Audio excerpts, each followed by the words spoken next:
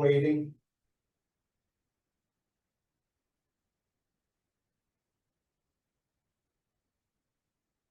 This time.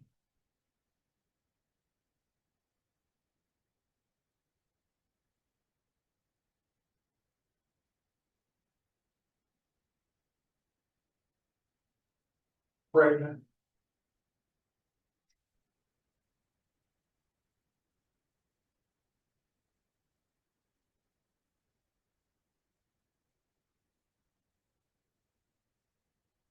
With possibilities.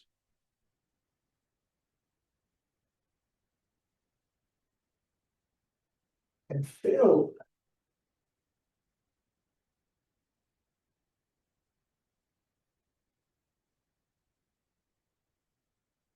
With opportunity.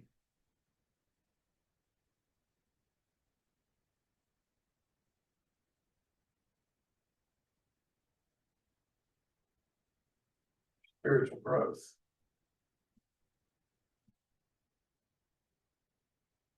It waiting is the stuff of life.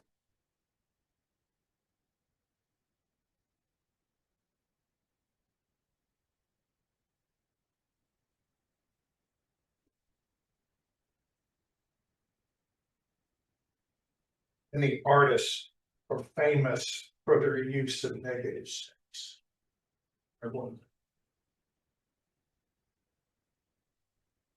That place on the canvas, the artist chooses to leave blank.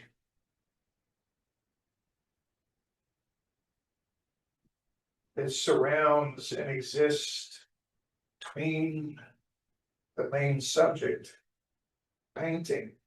It provides visual balance, creates depth, defines shapes, negative space. Ever noticed the arrow in the FedEx logo?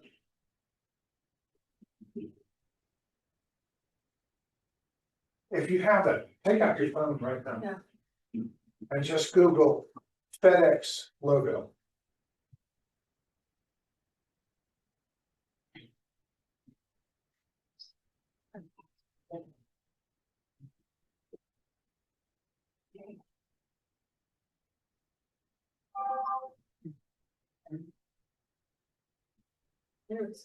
What am I looking for?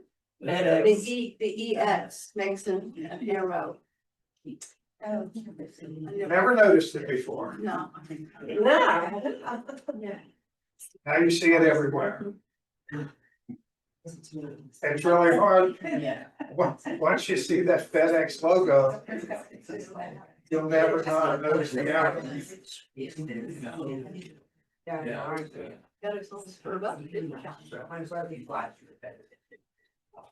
Okay.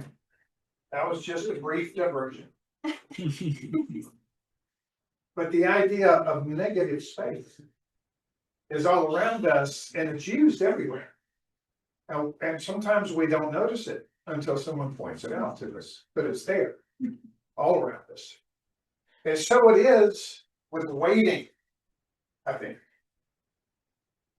Waiting is an action of inaction.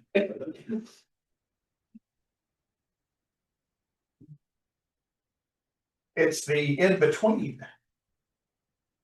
And we spend a good part of our lives choosing how to spend it.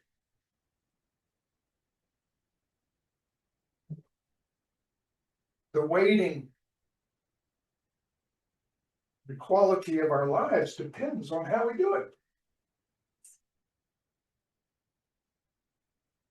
How we sit in that in-between.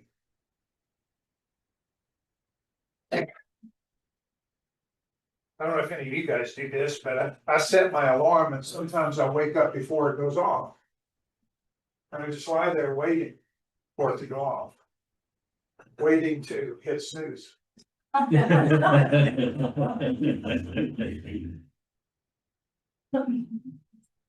But I wake up, I get out of bed and then I get the coffee, go, wait for it to brew. At my house, not so much recently, but when I had the kids there, it was often wait for the shower in the morning.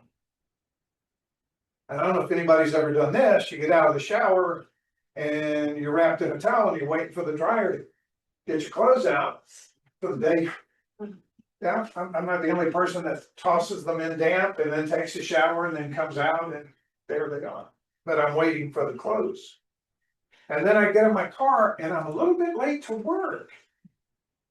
And I have to wait at the red light. Yeah. Or for all the people that apparently have no place else to go except drive slowly on the road. And I'm behind them.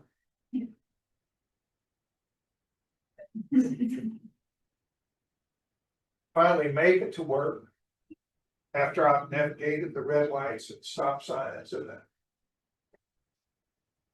other drivers.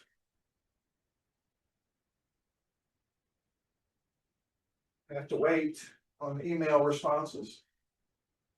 Being efficient, now I gotta wait on the email responses. Or phone call returns. And it's mid-morning. Can't wait for lunch.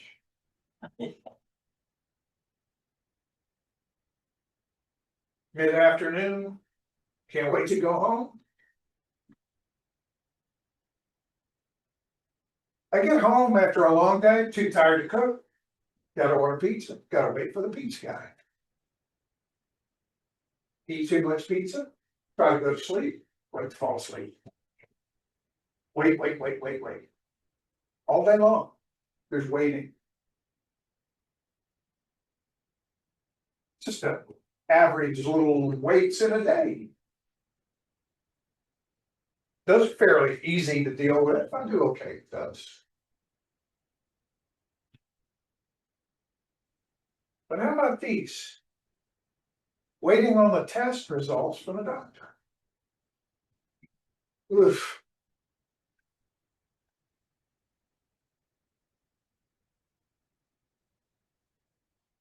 Waiting for that phone call after your job interview.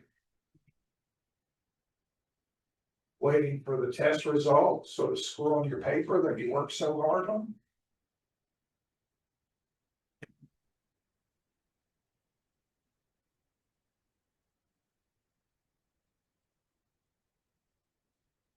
Finding out the joy of pregnancy and having to wait 9 months through all of that.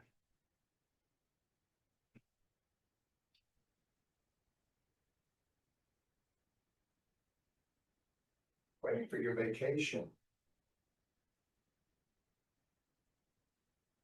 Waiting for the holidays. Here's a particularly grueling one. Waiting for your teenager to return with the car after they just got their driver's license.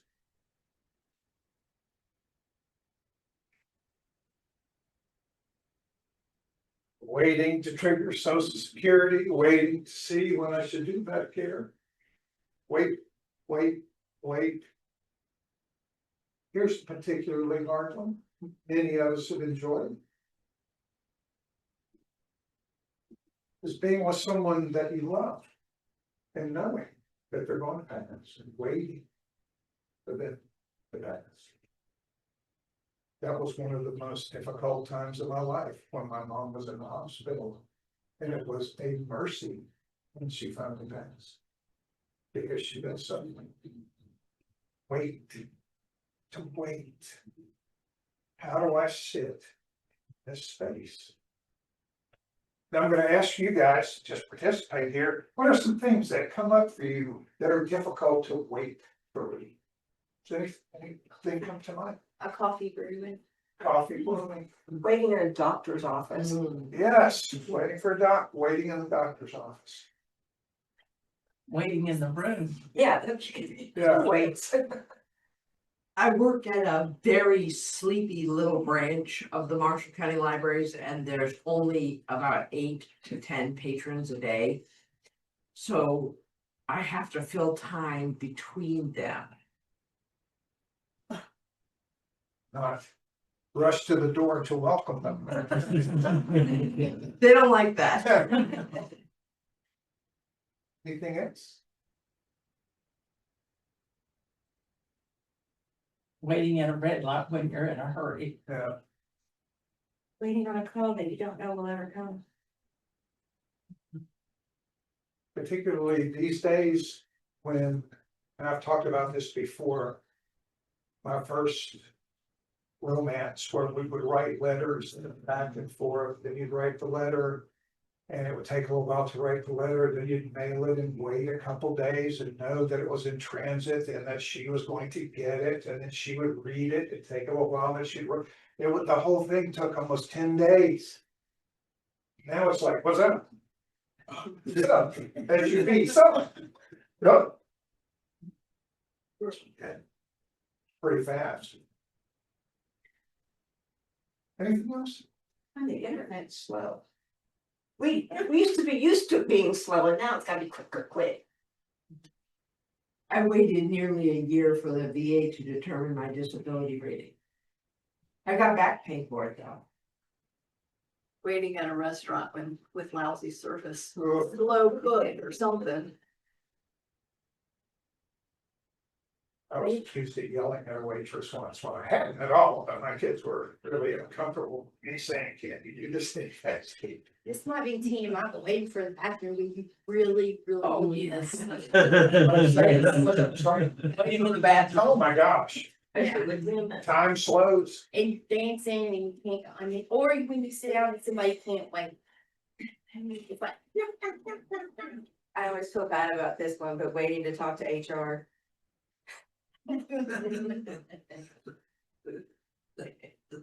Anybody else?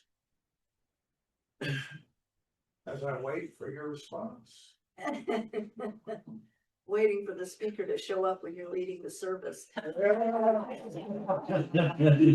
Slightly running late. That was by design. Ah.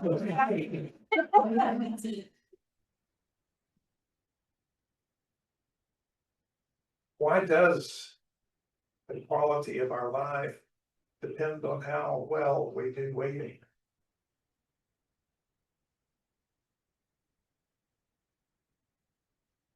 I think because waiting is ultimately about not being in control.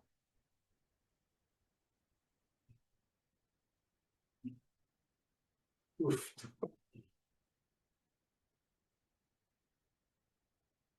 That's a hard one.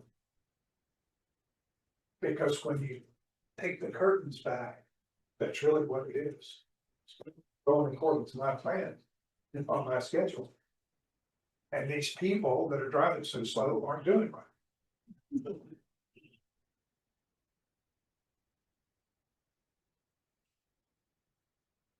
I will say I tend to operate under the delusion that I have way more control than I actually do, but I think it's a we statement.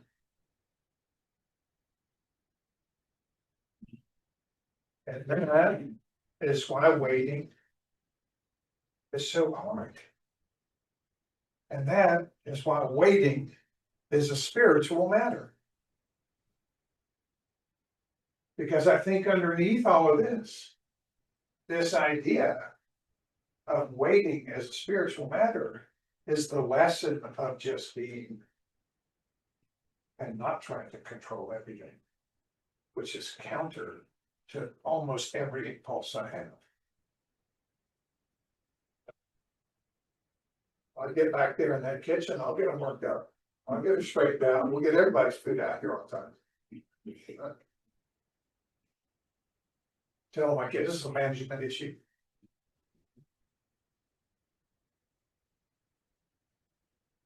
Learning how to wait is spiritual. So how do I respond when I get stuck at the red light? You fret and fuss and cuss. Or do you find your blood pressure rising, your teeth clenching?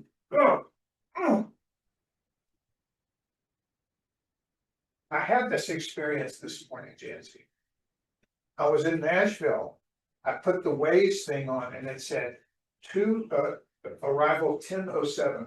I'm like, oh no, I can make up the time. And I'm going, okay, I'm looking down there. Okay, it says 10:06. If I can keep doing this, oh no, I would have let down to 10:02. Maybe they won't notice. 10:06, 10:06, 10:07, 10:05, 10:06, I'm making progress. 10:05, 10:05, 10:04, making progress. And then poof, all the sightseers. 10:05, 10:06, 10:06, 10:07. Blood pressure rise. Do I fuss and fume? Do I get all worked up? Or do I, as Thich Nhat Hanh suggests, take a deep breath of gratitude? When that light turns red, and be thankful the universe has asked me to stop for a moment and just be alive. And just be present and notice.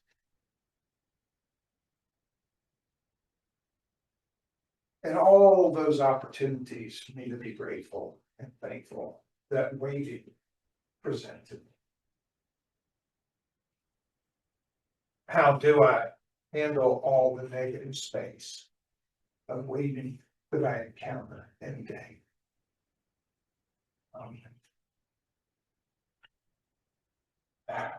And then there's a much deeper spiritual question of how well do I navigate and tolerate the biggest, longest wait of all, which is learning what happens after this.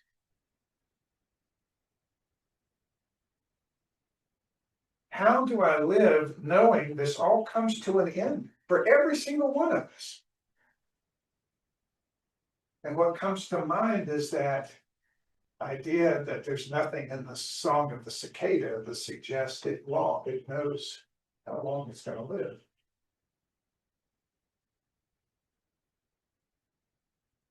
How do I live knowing this all comes to an end for every single one of us? Do I worry? Do I fret? Do I control everything about my life? Can I let go of outcomes after giving my best? Can I just be? Can I exhale and enjoy just being? A long wait. And then what happens? The great mystery.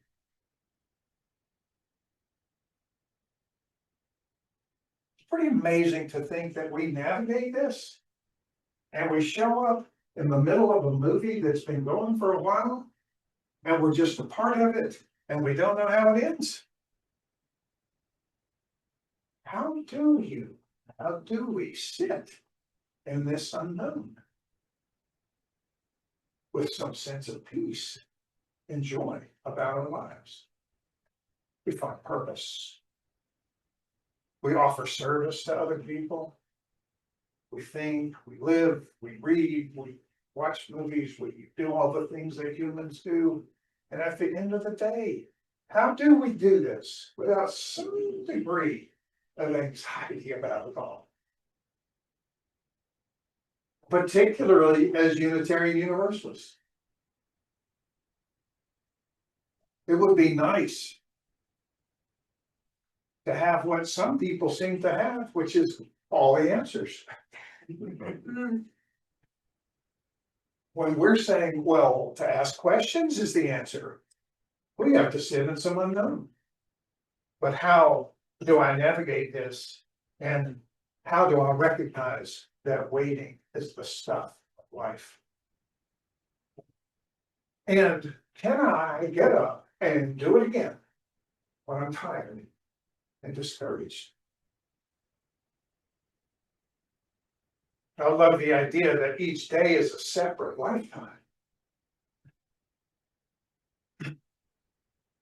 one of the most profound things anybody ever said to me, and it's a simple little thing.